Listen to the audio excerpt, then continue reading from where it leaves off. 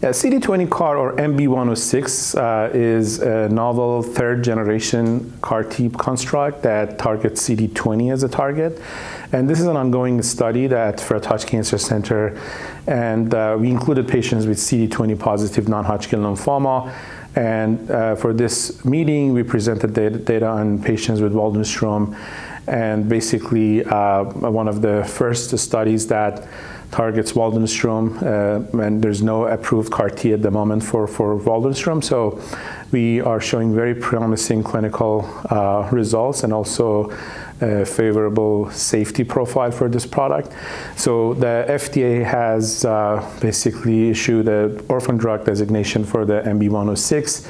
And there's currently an ongoing multi-center study with 6 sites in the US participating, and we're hoping to enroll more patients with all kinds of CD20 B-cell lymphomas, including Waldenström. So hopefully we'll have more data to present in the future meetings.